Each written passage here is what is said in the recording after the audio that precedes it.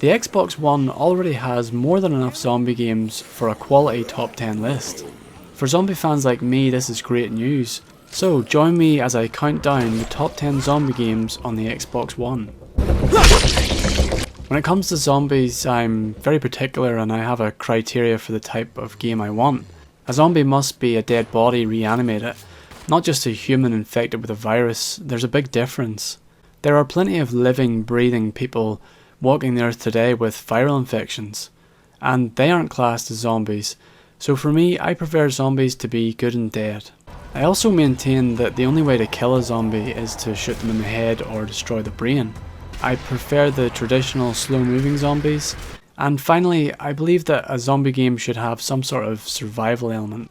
But regardless of the order in which I put the games, with this list I hope that you discover some new games that you might not even know are on the Xbox One. So let's get the list started with number 10, Zombie. Most zombie games and movies are set in America, but ever since 28 Days Later, I've always wanted a zombie game set in London or maybe rural England. Which is why I was excited when I seen the announcement trailer for Zombie. On paper it seems like it would be great, but in practice it really isn't, and that's why it's right at the bottom of the list. But don't worry, the list gets better. At number 9, Zombie Army Trilogy is a hyper-accurate, blow-by-blow historical account of World War II. Regardless of what the history books would have you believe, this is what really went down. Think Nazi zombies meets Sniper Elite meets Castle Wolfenstein meets a huge cloud of green fog. But basically this is Sniper Elite with a zombie skin. Well worth checking out if you can pick up for the right price. It's just not really the zombie experience I'm looking for, and that's why it's placed quite low on the list. Number 8, Conkers Bad Fur Day. Okay, I know what you're thinking, this is a joke, right? Conkers Bad Fur Day shouldn't be this high on the list. Why is it above 2 actual full retail zombie games? And the answer is that Conkers Bad Fur Day zombies tick almost all of the boxes. The zombies are dead bodies reanimated, they require a headshot to kill them, and I really do mean that, they do require that headshot. If you don't headshot them, they'll just keep crawling after you. And the zombies are the slow moving classic type that I like. The only box it doesn't tick is that it doesn't have survival elements. Rare handled adding zombies to Conkers Bad Fur Day perfectly. It blows my mind that a game like Conker can have a bonus level with zombies, and they follow the rules better than some of the zombies in full retail games. I'm just tired of zombie games where the zombies are an afterthought, and they don't follow the basic zombie rules. So I've placed Conkers Bad Fur Day here to make an example of all those games. Also, if you have an Xbox One, but not Rare Replay, you're doing it wrong. At number 7, the Escapists The Walking Dead edition covers many of the key locations from the popular TV series. One of my favourite being the prison. There's something very satisfying about clearing out a zombie infested building and turning it into a base. What makes this game so great is the survival elements in it. It's all about routine, carrying out tasks, crafting stuff that you find, and sticking together with your team of survivors. You really rely on your team, in fact. If you try to take out the zombies in Herschel's farm on your own, you'll die really quickly. There's just far too many to take on yourself. So this forces you to find and craft weapons and arm your team. Once your team of survivors have some good weapons, you can finally take out the barn and do a much better job.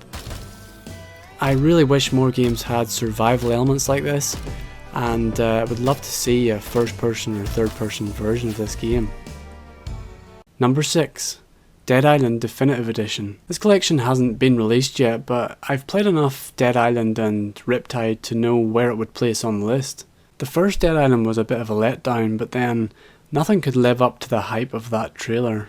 Ultimately, Dead Island ended up being a fetch quest game, but the zombies are really well thought out and there are infected in the game, which was a very smart idea because it meant that the combat was never stale. There were huge improvements in Dead Island Riptide in pretty much every aspect of the game really. And although it wasn't the game I hoped it would be, the online co-op is well worth checking out if you need some more zombies in your life. And the Definitive Edition is the best quality version of the game. And it also comes with a bonus game called Retro Revenge, which looks kind of fun actually. With that being said, I'll probably wait for the game to come down in price before I actually buy it. Number 5, State of Decay. State of Decay was a huge step in the right direction for zombie games. It was one of the first zombie games to finally bring true survival elements back to zombie games. There's a lot about this game I really love, which I've already outlined in a full review. At this point I just really want State of Decay 2 and I want online co-op. It's been known for a very long time that these things are both coming. In fact, before State of Decay was even released, Undead Labs were already talking about State of Decay 2. If you've never played State of Decay 1, then by all means get the Year 1 Survival Edition, but if like me you already played this on the Xbox 360, my advice is to wait for State of Decay 2, which I can't wait to add to this list. It could even be top of the next list, but we'll just have to wait and see. Number 4, Dead Rising 3. No other game can come close to matching the numbers of zombies on screen, quite like the Dead Rising games. I was about to shrug this game off because I grew bored of so many different versions of Dead Rising 2 last gen, but I was majorly impressed with Dead Rising 3 on how there is quantity and quality. The individual zombies are really robust, and that's one of the things I look for in a good zombie game. If you think of a zombie as essentially a walking corpse, cutting off an arm or a leg shouldn't really matter. With the dead body the blood has coagulated, so it's not like the zombie could bleed out or anything like that. I'm going to give you an example of how robust these zombies are in a random encounter I came across while playing the game. Using this melee weapon I was able to slice the zombie almost diagonally in half, which didn't even faze it. I even went as far as taking another arm off and still the zombie tried to bite me. It isn't until I sliced the zombie's head off that it finally stops trying to eat me. But that wasn't what impressed me the most about this encounter. Much to my surprise, the zombies from a previous encounter that I left for dead were slowly crawling after me. I couldn't believe that any of these zombies would have survived the onslaught, let alone about 5 of them with no limbs would be crawling across the road after me. And if you'll notice, the zombie in the front only has one arm. This is how zombies in games should behave, completely relentless, and they won't stop until you've destroyed the brain. Now I'm not saying that all zombies in Dead Rising 3 require a headshot or you to destroy the brain to kill them, but they are some of the most robust zombies I've seen in any game. So Dead Rising 3 deserves its place highly on this list and is a must-have for any zombie game fan. Number 3, Resident Evil 0, found on the Resident Evil Origins collection. To me, Resident Evil 0 is just as good as the Resident Evil 1 remake, dare I say better in some ways, which shouldn't really come as a surprise because both games were made at the same time. 0 is one of the hardest Resident Evil games. It feels like it's been designed for speedrunners, because the item management is paramount and it can be difficult first time round playing it. It was good to see that when 0 was originally made on the GameCube, Capcom were catering to the hardcore fans. But I can now see how this has alienated newcomers to the game. So if I like 0 so much, why isn't it higher on the list? 0 is memorable, not really for the zombies, but more the leech enemies, the giant scorpion, the hunters, the monkeys, bats, frogs. You have to remember that 0 takes place before the main outbreak, and either way the zombies in the next game on the list are much scarier. I have planned on making a full video for Resident Evil 0 for quite some time now, so I hope I'll get that up soon. Number 2, Resident Evil 1 Remake. In every Resident Evil up until Resident Evil Remake, you were never more than a doorway away from safety. What I mean by that is, as long as you could run away from the zombies in the room you were in and get to the door, the minute you press the button on the door you feel safe. This was not the case in the Resident Evil 1 Remake. The Crimson Heads could burst through the doors behind you and follow you around the mansion. And there were also set pieces where zombies would randomly burst through doors or windows, and even the Cerberus would jump through the windows. With the Resident Evil 1 Remake, Capcom took the trapped in a creepy haunted mansion concept seen in the original Alone in the Dark game and perfected it. You never truly feel safe or as if you're able to drop your guard in that mansion. Because even when you kill the zombies, there's a chance that they'll turn into Crimson Heads and become ticking time bombs to reanimate when you least expect it. I'm not going to get time to go into too much detail about this game, but I have a full video on my channel called Resident Evil 1 and the Origins of Survival Horror, So if you want to know more about it, then I suggest you check that out. So that just leaves the number 1 game. But before I reveal it, in the more info section of this video, I will list all of the zombie games to my knowledge on the Xbox One. So for example, some of the games that didn't make it onto my list are the Telltale Walking Dead games, Season 1, Season 2, and the upcoming Michonne miniseries. There's the somewhat obscure zombie driver game called Zombie Driver, funny enough. There's the slightly light-hearted Plants vs Zombies Garden Warfare game and Garden Warfare 2, which is a really fun game actually.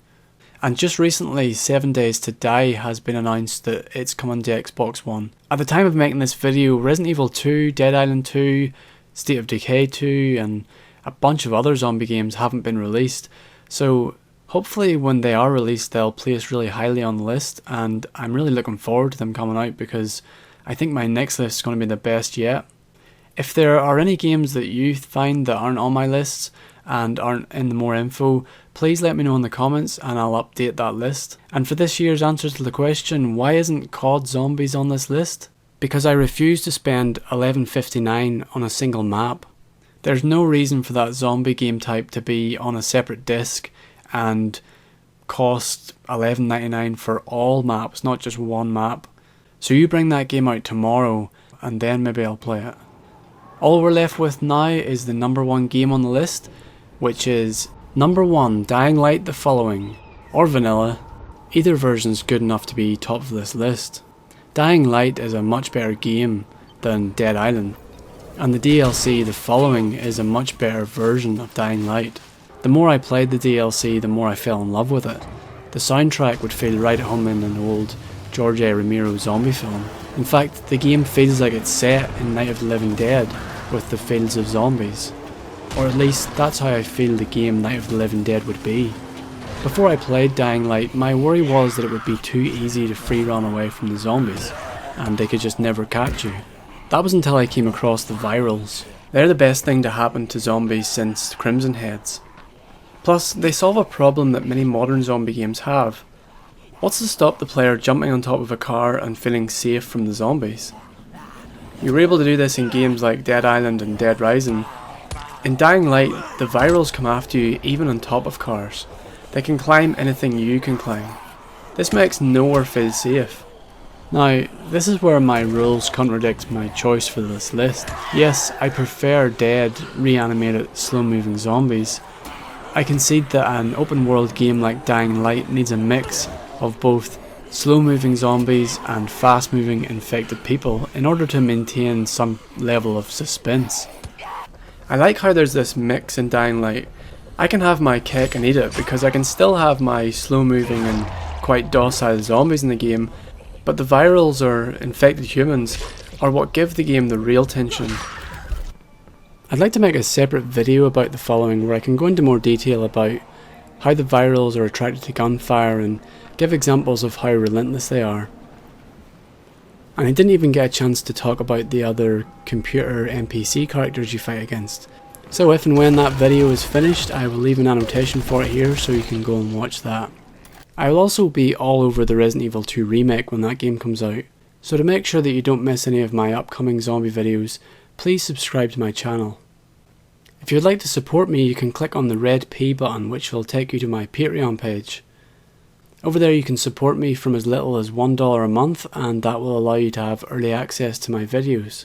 Remember to let me know what your favourite zombie game is in the comments, and if I've missed anything out then please let me know. Thanks for watching, and as soon as some more zombie games come out I'll make sure and update the list.